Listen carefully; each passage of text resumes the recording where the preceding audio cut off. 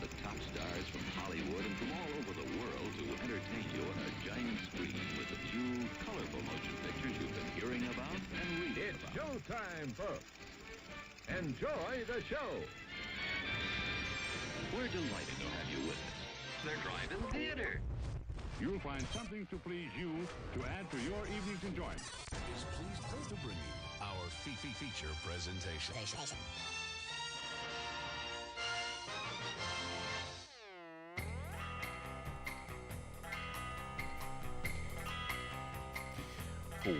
What up, what up, what up, what up, what up, what up, what up, what up? Happy America, I guess.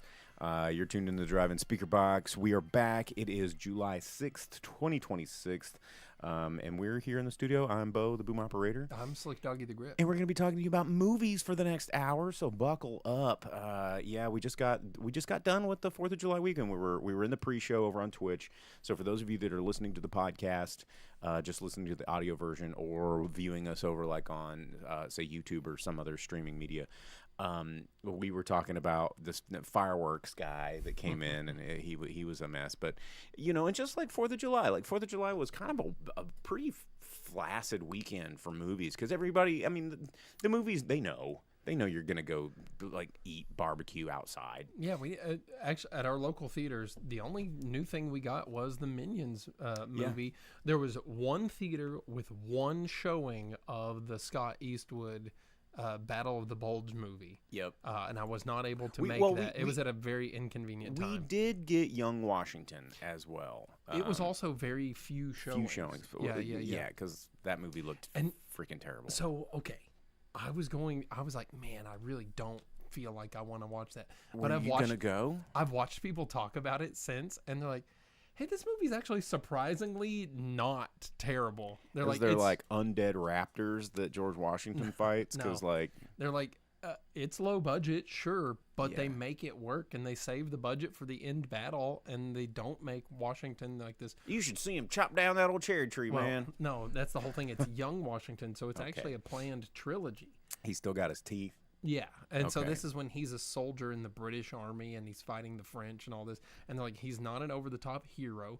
He's in it for himself. He's just a regular guy like you and me. Selfish, regular guy. To be a terrorist because they don't want to pay taxes. Not yet. No, this is all pre-revolution stuff. Okay.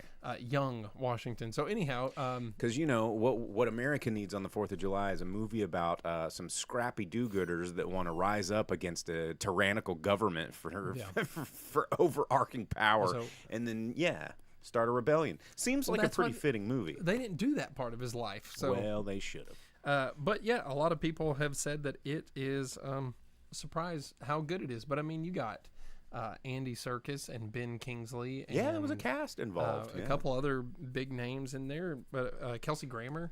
So I he was playing George Washington's therapist. No, he was like his commander or something like that, and Andy Serkis was the leader of the British bad guys or something like that. Who knows? Anyhow, I kind of wish I would have watched that. Well, it's still in theaters. You can check it out if you just might because so inclined. There's well, with the movies coming out this weekend, that might be the move. Yeah. Well, what do you mean? There's some good-looking movies coming out this weekend. We'll get to that part, won't we? We will. That'll happen in about 28 minutes. For those of you that keep time here. But I went and saw. I didn't manage to go check out a movie in the theater on Sunday. No, hell no. I can't do that to my brain. You know, I've seen enough Minions to where all the movies are the same. You can dress them up in different clothes, but they're still going me and then showing their little yellow booties. But no, I was looking through the listings and going like, well, maybe there's something. And I realized I haven't like I needed to just give Obsession its due diligence. Oh. And I did. And I'll be talking about that in the second part of the show, giving a quick little review of Obsession. So, yeah. I've watched the first half of Little Brother on Netflix because our theaters had nothing going on. Not much. Yeah. But there's a lot of stuff coming out in theaters this weekend, and we'll get to that here in a little bit. But also it was kind of a sleepy week for news. I mean, X-Men 97 season 2 came out, and everybody's talking about that. The last final season came out. I see you got a whole page there. What did you have? Well, man, you know what? Since we were already talking about the Minions and Monsters, we'll just talk about how that actually had the worst opening of its franchise, despite the fact that it has incredible Rotten Tomatoes scores. I think 4th of July had a lot to do with that. It's just not a movie theater holiday. Yeah, everyone wants to be outside watching the fireworks and stuff. But that little bit of news might play into a couple of other things here. News are they finally coming up abandoning Minions? No. But that's to say that sometimes Rotten Tomatoes and professional reviews and things like that are applied to some bullshit movies that don't matter. You can't trust it. And a lot of, I believe right now, most Rotten Tomatoes, just like X and other online social medias, I'm a firm subscriber to the dead internet theory. I think it's all bots. I think it is all bots. And, Well, yeah, could be. Speaking of things that are spoken of by robots, one thing just to touch on from last week, we talked about in the pre-show a little bit, they keep saying that it has a mixed reception, but it does not. As someone in our pre-show pointed out, there is already an announced streaming date for this brand new movie. Supergirl had one of the biggest second week drop-offs. I think they said it was like between 74 and 76% drop-off from of last any week. Superhero movie ever. And on a holiday week, no less. It's tied with Mando and Grogu for, no, that's a whole different bit of news. Mando and Grogu also had a giant drop, tying with Solo as one of the biggest drops, plummets in movies. But the Supergirl thing, they released some numbers on that because it's been such a large talking point for so many people about what a predictable flop this was going to be and how it has failed even more spectacularly than what everyone had expected it to. Despite people getting out there, the influencers being like, it's amazing, it's incredible, Supergirl summer bitch, and all this stuff, and people like Angry Joe going off on other YouTubers and things like that for pointing out that this just wasn't going to work, and then later providing a review that said that he was wrong and that it did suck and all of this. But oh, that's you. Yeah, sorry. Someone said there was a technical issue, and so of course I didn't hear anything you just said for the past 4 minutes. So keep no talking. Worries. But Supergirl released some numbers here. It cost $170 million to produce and $120 million to market. Yeah, they were saying like it needed to make like $400 million. With the interest and everything on that money, it needs to make at least $375 million to be profitable. And at their high expectations, they were expecting $300 million. So they were never expecting it to like succeed. But what's weird is they released this and not Batgirl. Like I think Batgirl would have just by its nature have done better than Supergirl. Even if it was bad, I think people would have still gone to the theater to try it more than Supergirl. Yes. I think they should have at least put Batgirl on HBO instead of just insurance money. I mean, well, what about, what was Mobius? Like, what was the Mobius? Morbius. Yeah, no, I'm going to call him Morbin time.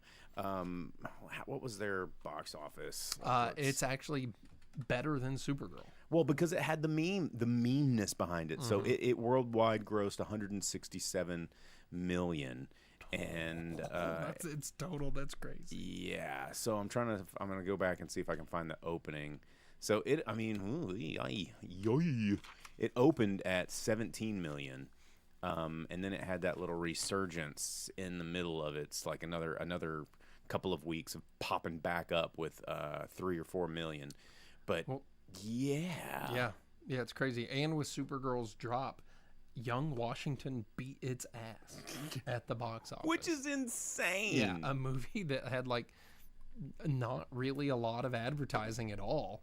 No, I'm wondering if bots bought tickets to that too, like the Angel Films thing, where they were just like, "Yeah, it did so good because everybody loves America." They were going out and seeing Young Washington. I think people genuinely went and watched it. It's not like it made a ton of money.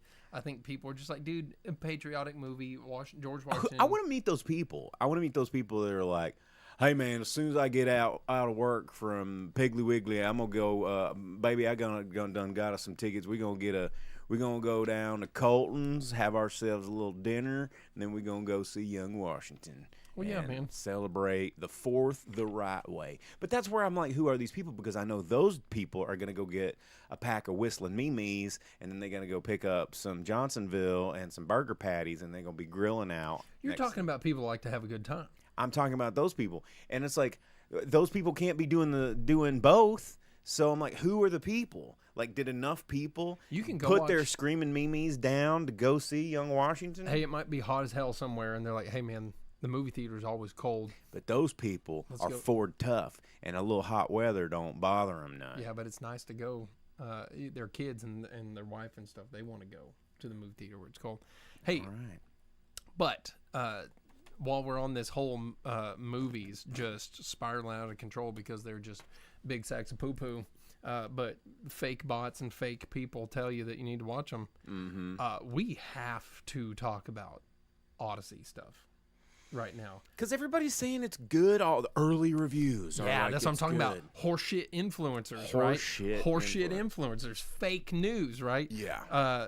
Yeah. In fact, I have some quotes from these people that came out of this showing. I guess I'll get to that first. They, no, that's the quotes on the thing. So, Screen Rant, the people that write for these things that are supposed to The provide bots the news. that write Screen Rant. Yeah, they said it's a must-see theatrical experience for our generation. A love letter to myth, the film industry, and diehard fans of Nolan's catalog. Not a letter to the Odyssey. Not a letter to Homer. Not a letter to the mythology of this. Then, dude, there's some other dumbass stuff here. Yeah, that sounds like it was written by AI. Yeah, all of these reviewers, I was going to put more, but it's insane. These people are like, we watch it in London, and it's just incredible. We don't mind that they speak in regular English. We or don't that none mind of it that makes Tom sense. Holland said, "Where's my daddy?" Yeah, one of these, like, they said that it was historically accurate. No, not one part of it. Yeah, and so because the Cyclops and saying "daddy." this trailer at the moment, a few hours ago, was at And 60 swords that can cut statues in half, by with the way. one swing. Yeah. Dude, well, one swing that bothers me so much in the trailer where he cuts a statue's head off and it sparks and it's gone in one swing. Ridiculous. A few hours ago, its newest trailer had 65,000 likes to 560,000 dislikes. Earlier today, it was at 60,000 to 500 something.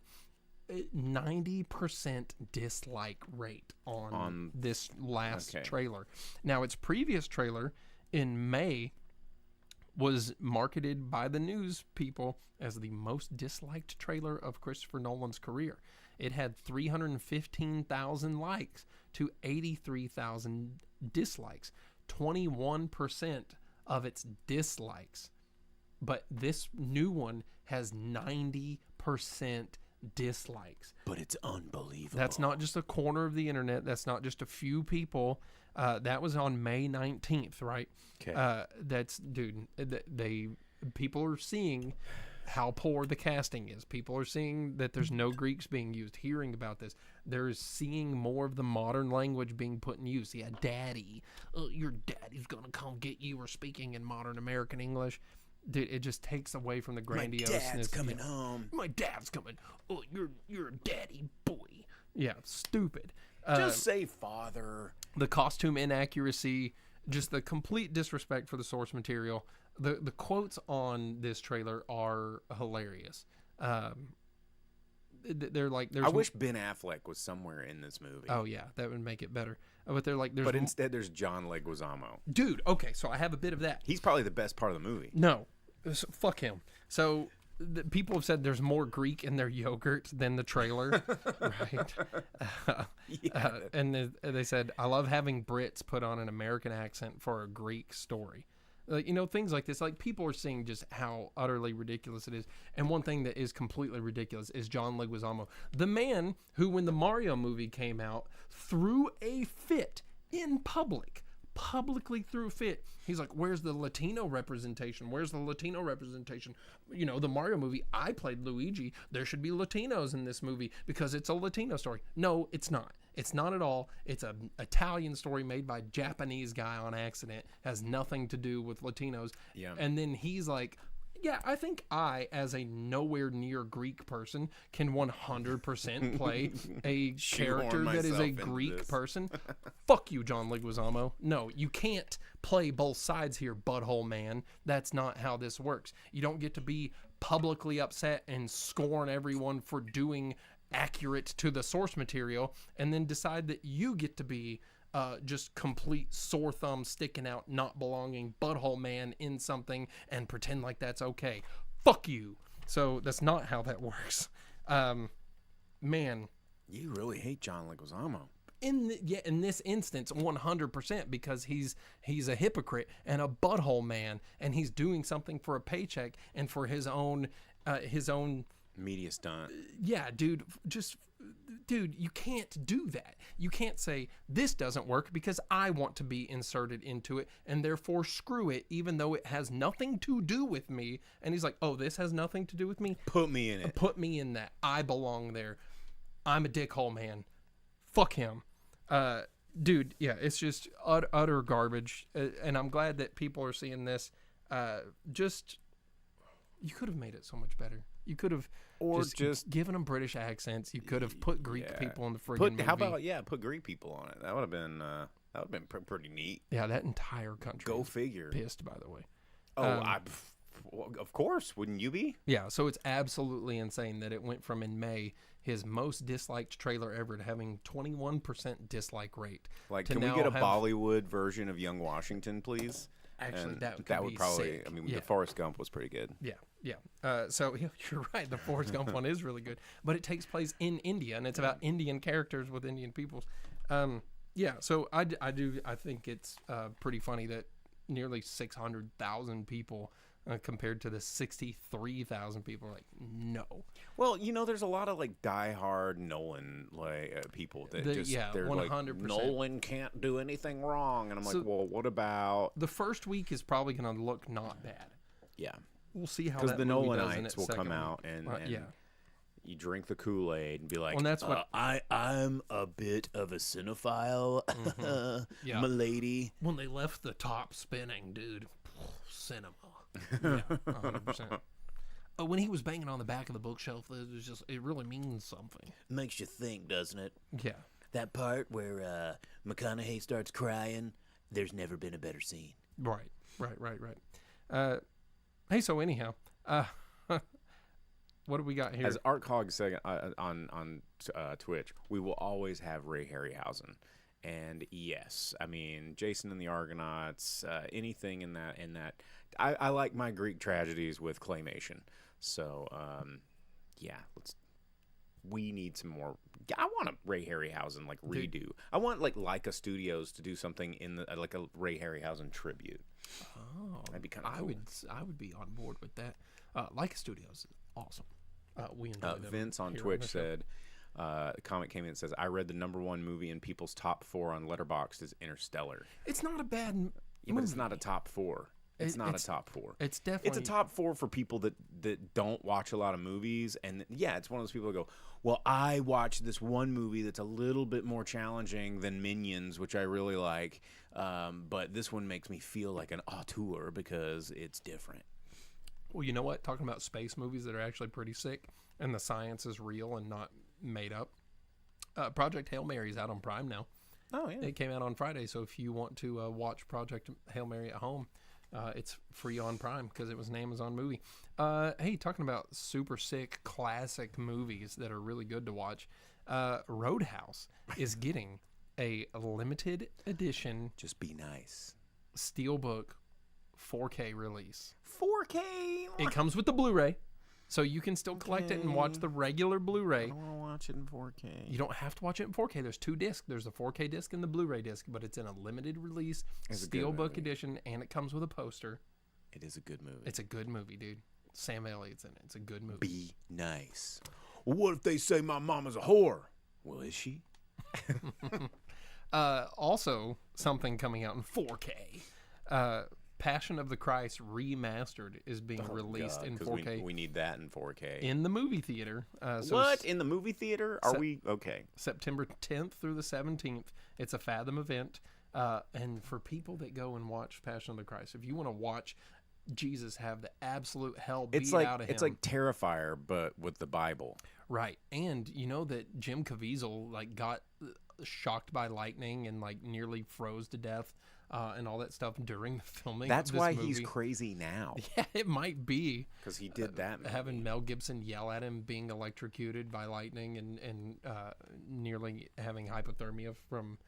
and he like almost asphyxiated, like, because he had all the real side effects of being put on a cross, except for the dying part.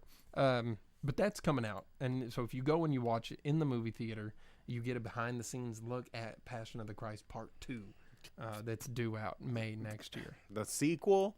Yeah. Hey, talking about things that don't need sequels. The Bible?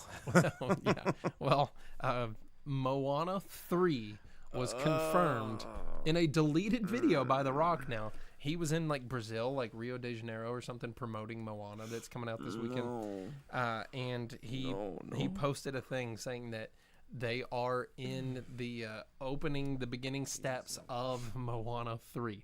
I did not realize or had forgotten that Moana 2 was a thing, because I know it made a lot of money, that the Moana first 2. movie didn't need a sequel. Oh, it's the one that had the coconut pirates. Yep. Oh, yeah, that was a thing that I remember seeing a trailer for. Yep. It didn't need a second one. Didn't need a second one. Didn't need a second one at all. But it got one because money. Yep. And then the live action is coming out because money. And now there's a third one in talks. Yeah. Yeah. Mo money, mo money, mo money. Yeah. Also, Moana money. things that are maybe lived past their prime usage here. This is a terrible intro. Everything? Well, Hugh Jackman in this instance. Okay. Don't hate me, everyone. He said recently in an interview, I'm too old for this shit. no, opposite. That Take my shirt off and make me X-Men. he plans on being Wolverine for the foreseeable future. He has no intentions of not being Wolverine. Because, well, I mean, after Logan, then he can just be, Weapon X. Wolverine dead. doesn't age, so I don't know how you plan on doing this. AI, baby. Hombre. All he has to do is be a voice actor at this point. Because you guess. know how much footage they have of him Well, I mean, as young Wolverine? Wolverine's also not like 6 foot tall, so whatever. Yeah. Who cares? Talking Australians, a little bit of sad news here, right? They're making more Wolverine. The guy that played Lord Humongous, Kjell Nilsson, passed away from the Road Warrior. He was 76 years old. I saw that. That I makes saw me that. feel really old, because I grew up watching Road Warrior. So, and then we also got more sequels. Did you know that after years and years and years and years and years, Fast and Furious 11 just started filming? It just started filming. But why? I mean, why not a Hobbs and Shaw sequel? Why Fast 11? Why do we need that? Like, To round it out, man. Yeah, how is 11 round? To finish it out, man. Okay, there we go. All right. To mo money, mo money, mo money. We got Miatas in space, or Fieros in space. Mm-hmm. We got Bluetooth submarines now. We got like helicopters that change the direction of the sun.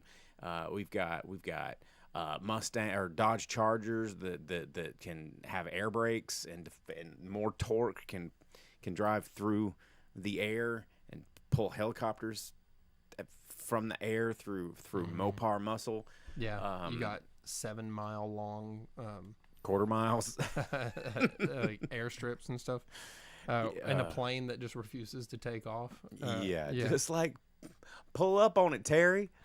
You know, Oh no, Terry! Hey, pull up. Since we talked about 4th of July and everything, something I did learn about that Terry video. It's had over 15 million views, and that guy Since yesterday. No, the guy in the wheelchair, it was from a malfunction. Some company gave him like a nuclear-powered wheelchair or something.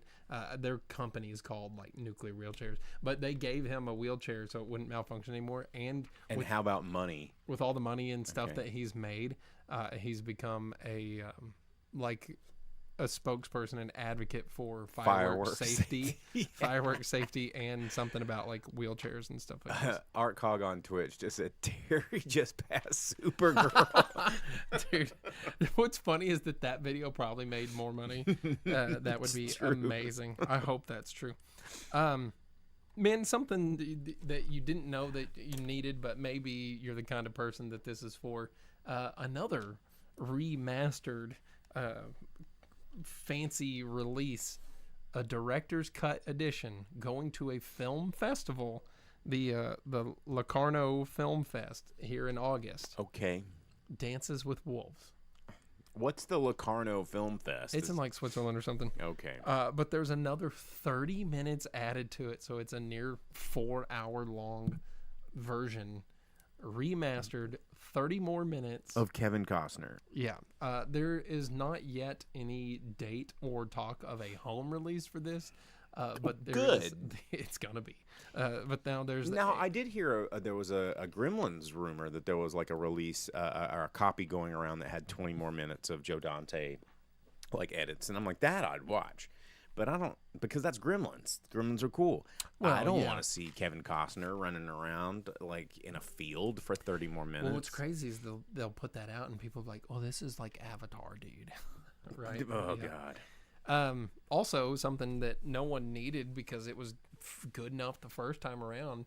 Did you see that they're remaking Reanimator? No. But no Jeffrey Combs. If Jeffrey Combs is not in it, then He's it's not in it. Then it's not Reanimator. If he's not in it in some capacity, like if he was like the head, the little zombie head that was like sassy and stuff, then okay, maybe I'll get behind it. But Well, they have plenty of time to sign him on to make a cameo or something. But it needs to be a big cameo, not Yeah. just it's me. Well, dude, he's Jeffrey Combs. How would you know? What if he does like a yeah. blend in thing like he does? Or he's like 5 different cameos. Oh yeah. That'd be cool. He's They every advertise other him as character. one. They advertise him as one. Yeah, but he just comes in and Eddie Murphy's the whole movie. Yeah, if anyone has a speaking line that's not the 3 leads, it's him. You can't reanimate Reanimator without Jeffrey Combs. Yeah, Like so- because I think that's what people don't realize about certain cult movies like that is Evil Dead's a good example. Is Evil Dead just isn't as good without Bruce Campbell. And it's not because the character Ash Williams was so well done and it's such a neat character. It's because Bruce Campbell is Ash Williams, and that together is awesome. Kind of like Indiana Jones. Like Indiana Jones is at its peak when it was Harrison Ford. Ash is a great character in Army of Darkness. Ash is a great character in Evil Dead 2. And Ash is a great character in Ash versus Evil Dead. I would argue Ash that is a great character in the Evil Dead games, which are canon. Yes, I would. The game or the PS2 game, It's fantastic. Okay, all right, 100%, yes. But I would argue that Ash isn't as much of a character as he is Bruce Campbell in Evil Dead 2. No, because most it was of just his getting stuff set is up. making faces and noises. Right. Right. But that sets you up for a slapstick comedy where they took the torch in Army of Darkness Yeah, and he ran gets with to it. be a character Yes. in Army of Darkness. Right. Yeah. So, but there's a lot of movies like that, and I think Jeffrey Combs, he is Reanimator because Jeffrey Combs is Jeffrey Combs, and it's not that the Reanimator is such a great movie and like this is a tale that needs to be retold over and over. It's like, no, dude, watching Jeffrey Combs be a crazy doctor and then get involved with zombie shenanigans is fun. Yeah. He made Lovecraft fun. When I worked at Hastings, there was a release of Reanimator that came with a syringe that had the glowing green in it, and I was like, I need this. Well, and do you remember that Halloween, bought it. that Nightmare on Block Street, where I made Reanimator Jello shots, and they were like neon green, and the tip was like dipped in chamoy and tahini. It was like a pineapple mango. That's awesome. Like, oh yeah, and it was like neon, just like the Reanimator shots. That's cool. Yeah, it's pretty cool. Speaking of things that are cool, that are classic, that are done by very famous authors, this isn't movies necessarily, but it does perhaps change the way that you watch a movie. There was a new J.R.R. Tolkien letter discovered. Oh, fuck. Is it going to be like an Amazon series now? No. But someone sent it in. Breakfast with Smaug. It was it was a letter written to some girl of unknown age, but it seems like maybe he was writing to a younger woman. Canceled. No, because she wrote in about how Sam at the Green Dragon or Prancing Pony or whatever, Sam at the bar is talking about how there were trees that were moving at the edge of the Shire. He's like, my cousin watched a tree that moved, and it was an elm. And they're like, oh, well, there's no elm trees. He's seeing things. Trees don't move and walk. Well, so the girl was like, is this an Ent wife? Is that why they're not finding the Ents? Because when they talk to Treebeard, when Pippin and Merry are talking to Treebeard, he's like, I think I would like to see this Shire. The Entwives. That sounds like the kind of place they would like to be. And so this girl was like, hey, was that an Entwife that they saw? And he's like, nope, it was actually an Ent, and that's why it's a tree that you don't see. And he's like, but yeah, the Shire is somewhere that Entwives would like for sure, and maybe that's why these Ents were willing to go there when Gandalf asked Treebeard to send Ents to watch over the Shire. So it's just an Ent. But the whole thing about how this changes the way that you watch the movie, since all that conversation is cut out of the movie with Sam and everything, is that when Treebeard tells Merry and Pippin he doesn't know what hobbits are, and he doesn't know what the Shire is, then that's a lie. It's a lie. Yeah. Because he knew the whole time, because Gandalf had asked him to send Ents. And so his whole thing is just not wanting to show all of his cards. Yeah. And so he knows more than what he lets on, and he's not as slow as an Ent seems to be, because Treebeard is playing it safe until he's 100% protecting the Ents. Yeah, he's protecting Gandalf. He's protecting the forest. He's protecting the Ents and stuff like that. So if you go back and you watch it, and you know that Treebeard the whole time just a lion questioning Pippin and Merry, lying to them little breakfast. He knows what's going on the whole time. So mugs. Anyhow, that's interesting. If you like to read Tolkien, if you like to watch the movies. That's a very interesting thing. And then just one little last bit of something that's kind of fun, because, dude, 28 minutes, nailed it. If you like tokusatsu, if you like Godzilla movies, Ultraman, Kamen Rider, any of this stuff, there's a video game out right now. It's called Gigabash. You were telling me about dude, this. It's hella fun. Okay, yeah. You should get it. We should play. We'd have a good time with it. Did you figure out anything with that Xbox I gave you? Yeah, it's digged. Damn. Someone tried to fix it before and they broke it. Well, shit. Gigabash has where you can get these DLCs. They have Godzilla and Ultraman DLCs for it, which make it their own unique characters. But then, and Gamera. There's Gamera DLC. So all of these big Toho tokusatsu movies. So far, you can get Ultraman, Ultraman Tiga, Godzilla, Gigan, Ghidorah, Hedorah, Baltan, Camilla, Mechagodzilla, Desutoroya, the Netflix Ultraman, and now the new DLCs, you can get Ultraman Zero. So if you like tokusatsu, if you like those old Suitmation movies and stuff like that, that might be something fun for you to look into. I'm having a fantastic time with it. Nice. Because being able to play Ultraman vs. Godzilla is just a lot of fun. Well, I've not played a game like that in a while, since like maybe what was that old beat 'em up arcade machine called World of Monsters? Or well, so they're re-releasing Godzilla Destroy All Monsters. No, it wasn't that. It was like a Neo Geo game. I know the one you're talking about, which it's that same format. You're in a limited area. Yeah, with the big city. You can destroy a city. You can pick up buildings and throw it at each other. King of the Monsters. Yes, that's what it was called. It is King of the Monsters, Destroy All Monsters. It's that same thing. It's a 4-player game, and there's different versions of it. You can do just all fight each other. You can do a mini game version, which is actually a lot of fun. Me and my brother have been getting real hyped, battling each other on the mini game version of it. But it's cool to be able to like be Godzilla and do his running attack where he like slides on his tail and just like laying back and the leg kick out, or to like, you know, make the Ghidorah noises and stuff like that, or be Gamera and like Spin. yeah. Yeah.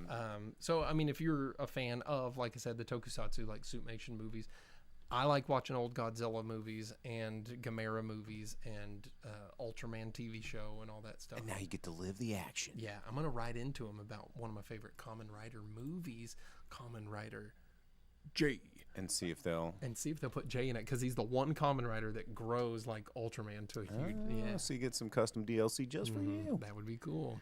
All right. Well, now we need to jump into what's happening right now in theaters coming out this week, because it is a new week upon us. We do have some new releases coming out this Thursday, and there's a handful now that we've gotten over the holiday weekend.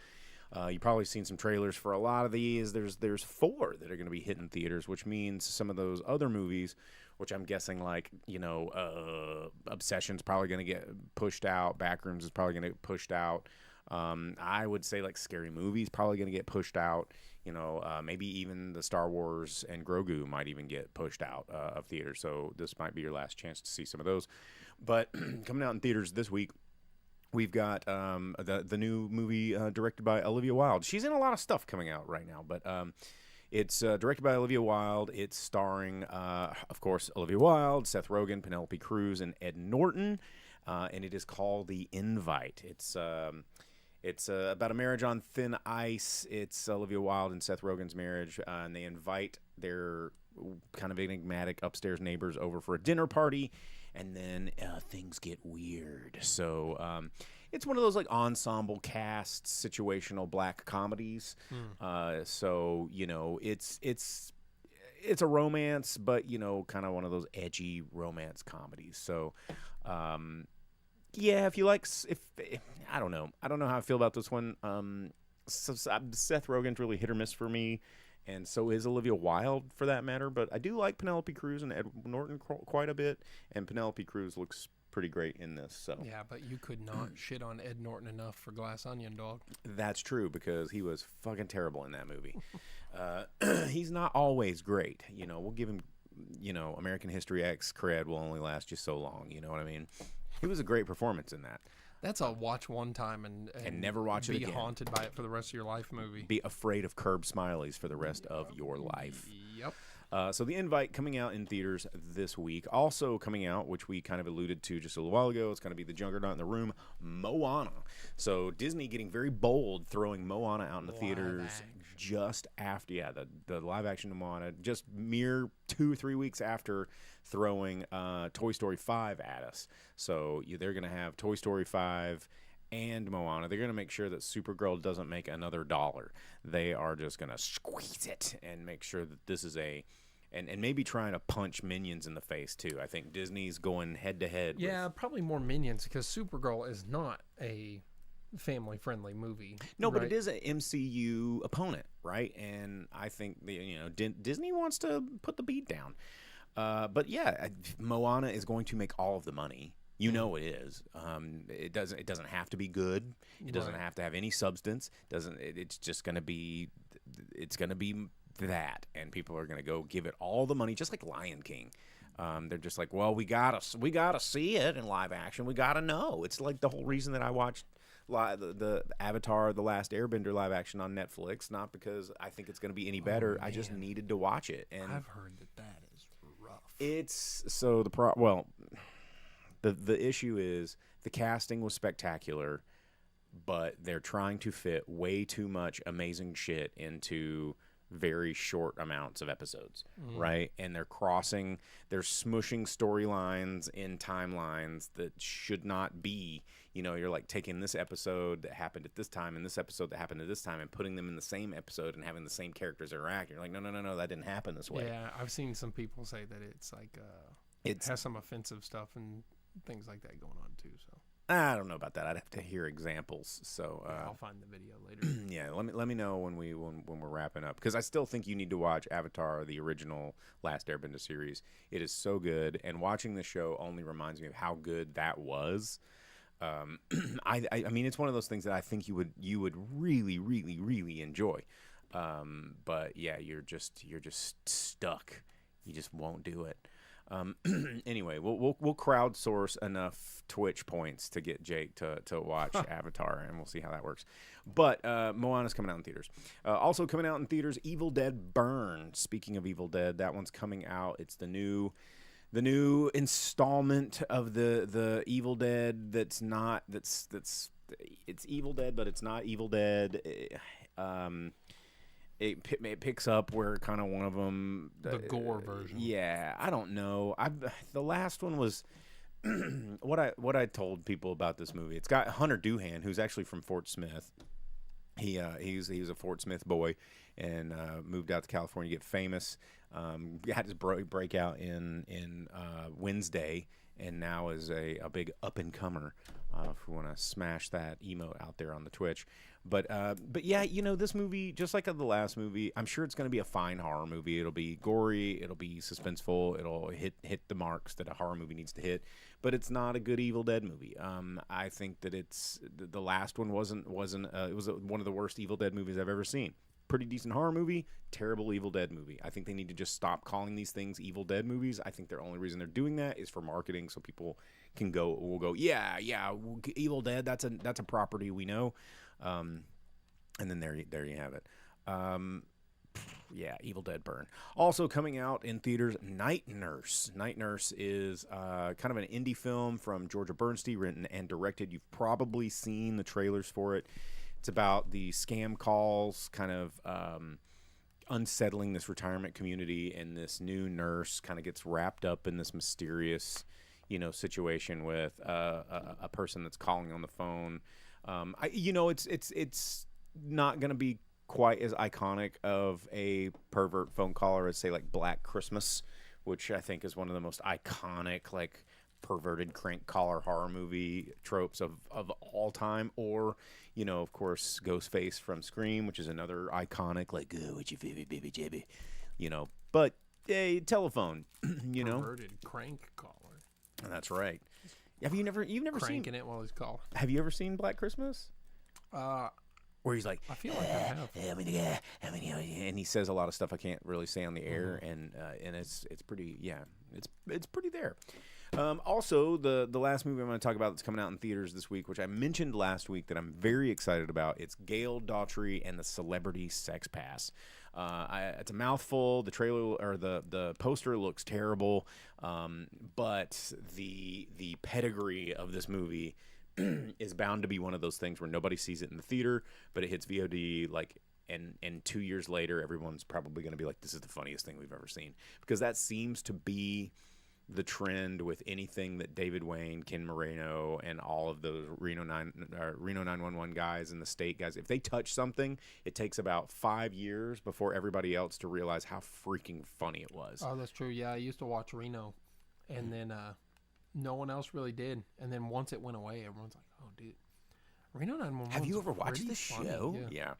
And so, if for those of you that don't know, or maybe didn't catch it next week, David Wayne, he was one of the brains behind the MTV's The State, which he went on to produce the Stella comedy troupe, which was Michael Ian Black and Michael Showalter and David Wayne. They did a kind of an HBO. They did a web series, which was like it was like a dial-up web series. They did all these little videos. They were great, and then it became a Comedy Central show. But then the other half of The State, which was like Ken Marino, Carrie Kinney, Joe Latrulio, like all these guys that you've seen before. You're like, I don't know these names, but if you were to look at their pictures, you'd be like, yeah, they went on to do like Reno 911 and all this stuff. But they're all coming back together.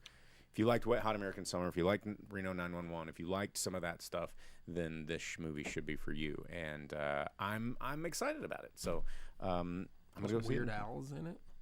Yeah, I mean, Is he on someone's hall pass?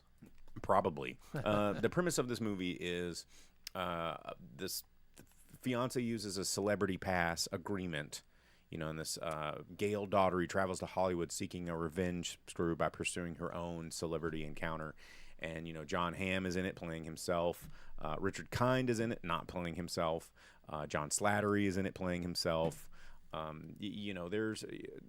This should be fun. I think this is going to be a pretty good movie.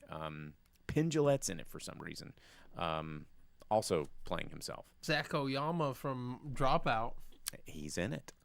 It's the thing about movies like this is all these guys are funny dudes that people like, right? And it's people coming together and being in a movie because they like everybody, and they're just gonna have a whole fun. It's just gonna be people having fun on screen. So it's coming out in theaters this week. Hopefully we'll get it around here. And that's about it. That's a lot of stuff coming out in theaters. You might get that documentary from Gail Eastwood Ritchie, Baby Doe, but probably not. So you've got a lot to choose from. Again, like I said, that's going to push out probably a handful of movies this week. So if you've not seen Obsession or Backrooms or Scary Movie or Masters of the Universe, probably maybe Star Wars, Grogu, go check it out now because you're probably not going to get a chance by Thursday.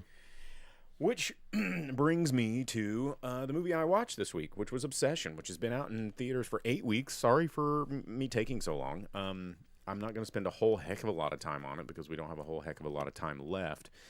But I do want to talk about it because this movie has been a big phenomenon. A movie that had less than $1 million budget coming out of the gate with a $245 million domestic gross, a worldwide total gross of $403 million. This guy is going to he's going to have everything greenlit for him for a long time. Especially in the world of horror. What I will say about this movie is it was well made. It was a well made movie. Was this movie doing anything new and unique and dare I say interesting? No. And that's what kind of weirded me out about how popular this movie is and how the internet is taken to this. It's oh my gosh, have you ever dated a person in Toxic 2026? Well, this is the movie you need to see. And I'm like, why? Because it doesn't deal with anything. It is a monkey's paw story. This movie was basically an R-rated version of a Goosebumps episode, right? And it was teenagers that are old. It was 12-year-olds that were 21, 22, old enough to drink and go to bars. They were clearly over the age of 21 because they were at bars going to bar trivia, but they acted like bumbling 14-year-olds. And they're like, so-and-so like you, circle yes, no, maybe. Oh, let's play spin the bottle at a house party. You're like, what? Sounds fun. And, every bit of this became a paint-by-numbers trope, to the point where through the movie, I was just I was with a buddy. There was nobody else really in the theater because this movie had been out for 8 weeks. And a scene would happen, and I go, oh, I bet this is going to happen. And it would happen. And then I go, oh, I bet this is going to happen. And then it would happen. I'm like, oh, I bet this is going to happen.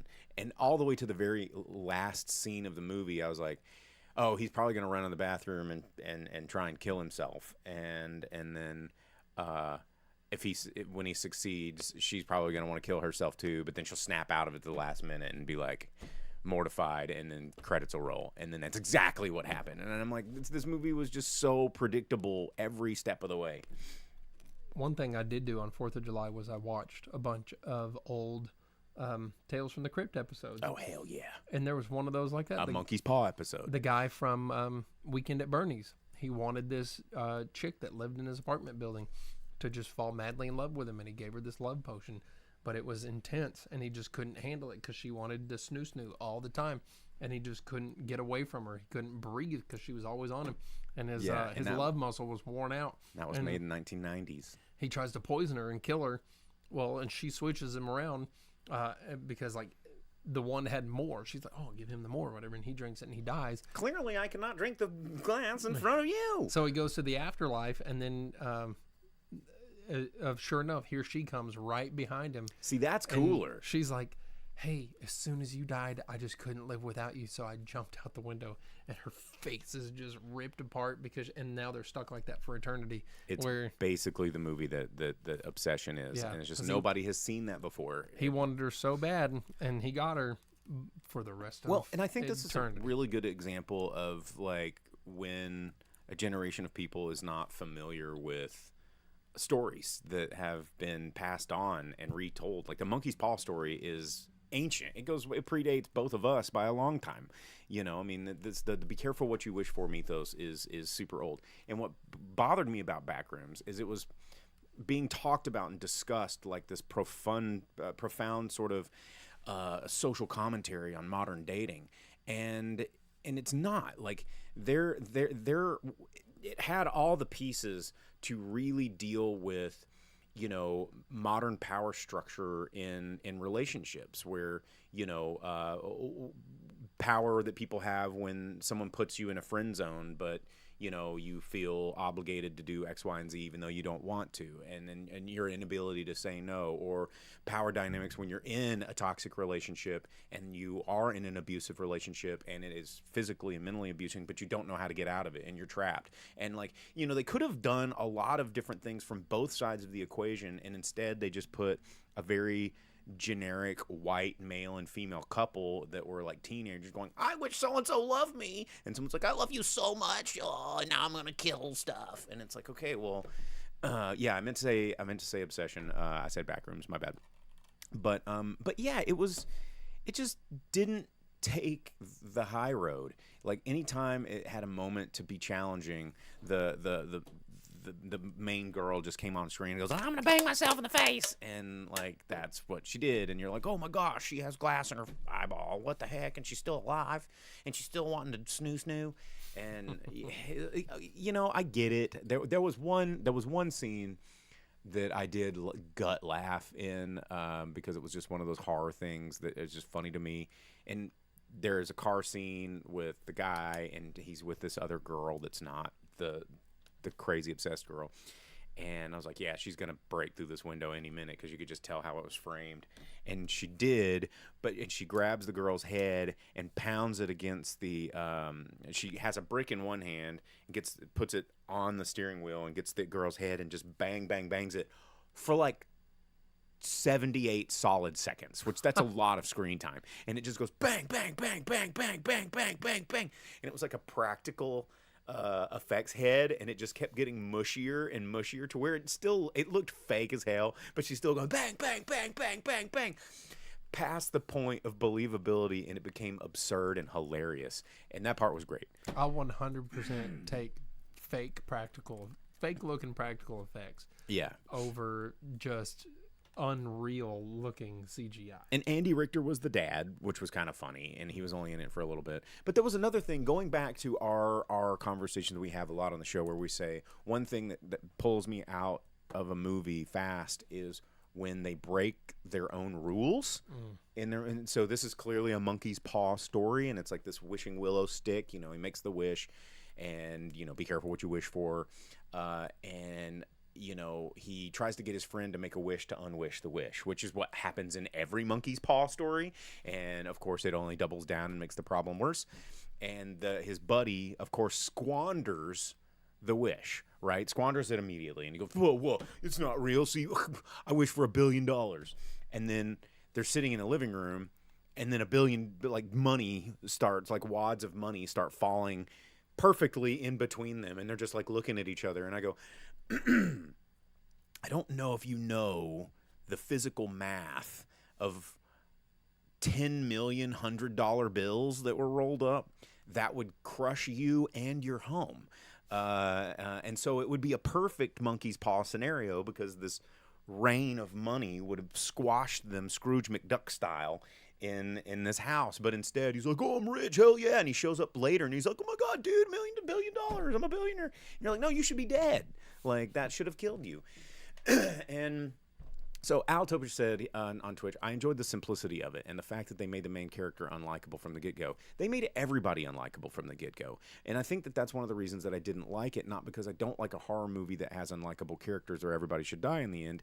It's just that when people watch this, they clearly thought that there was a good guy, bad guy in this scenario. And I'm like, there's not. Like, nobody in this movie is rootable. you know, and people are like, well, you know, the girl in this was, you know, she didn't ask for any of this. I was like, no, of course not. Nobody in this movie asked for any of this. And they're like, he made such an awful evil wish. And I go, what makes the premise of this movie interesting is what teenager ever in the history of being teenager didn't go, I wish someone just liked me, or like looked out the window and go, oh, a shooting star, well, I wish someone liked me. It's like an innocent wish. Like, I don't think that guy was I like, wish that total babe at school was into me, dude. yeah, and people are acting like this guy was such a, you know, villain from the start. He became a villain. It became disgusting. But at the beginning, it's like, you know, everybody has that sort of like, oh, I wish they liked me. Not like, I wish they stood in the floor and were my subservient sex slave mindlessly forever. You're like, no, nobody wishes that.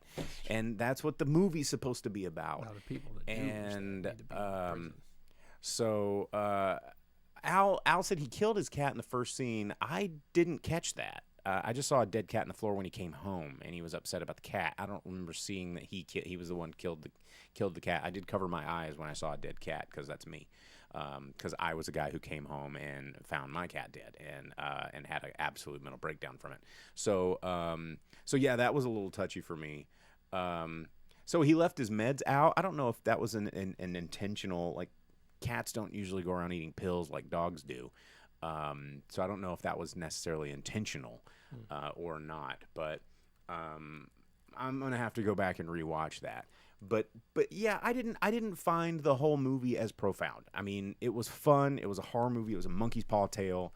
A little unsure why it made $400 million worldwide, because I don't think that movie was sort of that good. Is that me saying that it's a bad movie? No. But I'm like, wow, $400 million good? I don't know about that. ArcHog, thanks for that Twitch info there, dropping the factoid that The Monkey's Paw is a short horror short by W.W. Jacobs from 1902. So yeah, that story's been around a minute. So yeah, it's I would say it's overhyped. Is it bad? No. I had fun. I had a good time watching it. But I think the hype ruined it for me. So maybe if I had seen it like blind with no hype, but that's what hype gets to me. And you know, because I look at movies sometimes past their, you know, what they did in the theater, but how they affected people and how people consume them and how it, you know, evolves as a story that's told through time. Stuff like that doesn't get to me at all. Someone can lay out the whole plot and ending for a movie, but I'll go into it watching it totally fresh, not thinking about any of that stuff at all. Vince said he asked a question. He wanted me to pop in. On Twitch, he said, my question is, would the town be going through hell since all the twigs were sold out? Everything else seemed to be cool. And even the guy that worked at the store made a comment about like, oh yeah, well I already got my wish. Oh, and he was like pretty nonchalant about, oh, if you want out of it, just kill yourself, dude. Like it was no big deal. And it's like, okay, well that box was clearly a box of 24 if you know how things usually are packed. And it's like, okay, well at least 24 wishes have been out there. And they're like, well, some people called and complained. You think there would have been a little bit more chaos or some shit on the news. You know, I think that it could have taken a more like Zoltar approach or traditional monkey's paw approach or like, you know, Mogwai approach, which is like this mysterious shop and you go back and then it's not there anymore. And you're like, what? You're like, what does this curse was just for me? And it to be fair in Gremlins, he steals. He does steal that Mogwai. Yeah. But, you know, some of these things, like I think if that dude did kill his cat, then that could have been like a karma monster coming back and been like, put this evil wish in front of you and now you're going to get punished for, you know, there's fan theories that the lady was possessed by the cat. And I don't know. I might have to re-dig into it now that Al Topich said that he killed the cat intentionally. That was not something I caught out of the movie, so which is weird because I usually pick up on stuff like that pretty quick. But it could have just been because I was like already in Thunder Buddy mode when I saw a dead cat. But anyway, yeah, we've got to do box office. So it's back. It's going to be in theaters probably till Thursday. If you hadn't already seen it, it's coming out on VOD this week. So or it might already be on. Somebody I think said it's already on VOD, so you can check it out. Yep. Okay, well, let's see here. domestic box office totals for the July weekend. Yeah, So yeah. we're going to do the box office July 3rd through 5th. Jake's going to give you the top 10 movies in the U.S. and probably some domestic numbers for the big ones. Actually, I want to talk about number 16 real quick. Number 16, okay. Yeah, Lucky Strike. It's and it's the second week out. We like I said, one showing at one theater. It only brought in $182,000. So far, it has $1.3 million. So that's kind of a bummer to see something like that open up that low. But it wasn't released anywhere. It wasn't released. How many theaters? It says it's 389 theaters without any. It lost 383. So that means it was in About just over 600, 700 theaters total, period, ever. So yeah, that sucks. But yeah, going up to number 10 then. The Invite brought in $800,000 in its second week of release, Limited but release. it's getting its full scale release this weekend because it was only in 28 theaters. So it brought in just under 1.4 million so far. And then at number 9, Scary Movie, fifth week out, brought in 1.1 million, bringing it up to 106 here in the States. I don't know if that one has any kind of real. Let me click. I'm behind on my clicking. 118 elsewhere in the world, so it's at 224 million. That's not terrible. And then just above it, at number 8, a movie we talked to you guys about last week, Jackass Best and Last, 2.7 million brought in by that one, bringing it up to 14.7 here in the States and another 5.5 elsewhere. So it's at 20.2 here so far. Sorry, I'm getting caught up here. No worries. My bad. And then at number 7, The Backrooms, in its 6th week out, brought in 3.3 million bucks. It's at 190.5 million dollars. That's incredible that it's still out there making 3.3 million in its 6th week out. Yeah, that's nuts. It's brought in another 159 elsewhere, so it's at 350 million bucks. And then just above it, the one you were talking about, Obsession, dropping out of the top 3 to be in the number 6 spot. 5.2 million, 8 weeks out, 245.2 in the States, another 158. So yeah, 403.3 million for that one. And then holding the number 5 spot, Disclosure Day, 4 weeks out, 5.7 million, bringing it up to 105. Not Spielberg's best outing here. Another 111 elsewhere, so 216.3. Probably hasn't made its budget back yet. I think they were expecting a lot more out of that. Yeah. And then at number 4, Supergirl, in its second week out, brought in 8.6. So far, it's only brought in 57.4 in the U.S., another 42 elsewhere.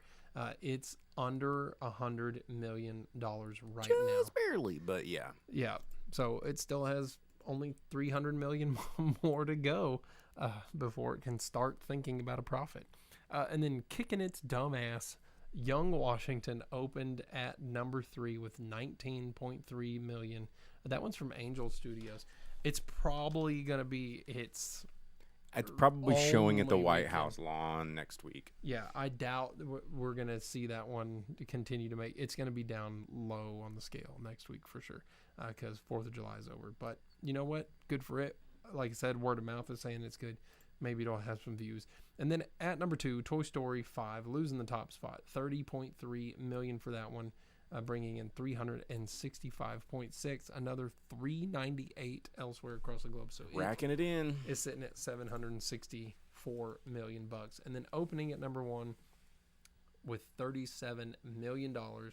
Minions and Monsters, the new installation in. But it had a super early opening though. I think it opened on like Tuesday or Wednesday for the holiday weekend. Yeah, because it's brought in 62 million in the U.S. so far, another 100 million elsewhere. So about 161 million globally for that one. And there you have it, folks. There you go. Minions out there, all those things out there. That is your top 10, and that is the that's the end of the show. That's all we got time for. So. Al Topich over on Twitch saying, I hate how much I enjoyed Minions and Monsters. Someone was saying it was like the first 30 minutes was like a remake of Babylon. And I was like, okay, we'll see. That would be funny. You go to watch a Minions movie and it's just a remake of a really like Criterion Collection. Like, well, that's what some people were saying. Like Babylon was just like a movie about like kind of Hollywood stuff, you know? And But then, yeah, I don't know. We'll see. Probably one day I'll get bored and put it on the TV. But there's something about the Minions that I don't like things that just make nonsensical noise. I don't know. I have maybe just an internal trigger. Like I didn't like Stitch, like from Lilo and Stitch. There's something about just and like the Tasmanian Devil, like stuff like that. Just kind of. Like Taz? I mean, Taz is like tertiarily in the context of the outside world. Taz is okay, but it's just like just don't say anything at all. Like I don't know. I'm weird like that. It's a thing, and I understand. It's me. So yeah. Anyway, all right. Well, that's our show. We're done. So many movie references. Well, I'll probably have to check it out then. So anyway, yeah, that's it. Don't forget to like and subscribe. Find us out on our link tree, driveandspeakerbox.com. You can follow us on Discord, YouTube, Facebook, all the things. Download this podcast wherever it is you download podcasts, and we'll see you next week. See ya.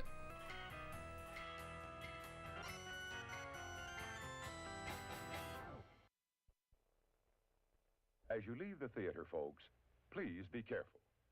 Don't let this happen to your car. Be sure to remove the speaker before you leave. If you should accidentally pull a speaker loose, please turn it in at our snack bar or box office. Thank you.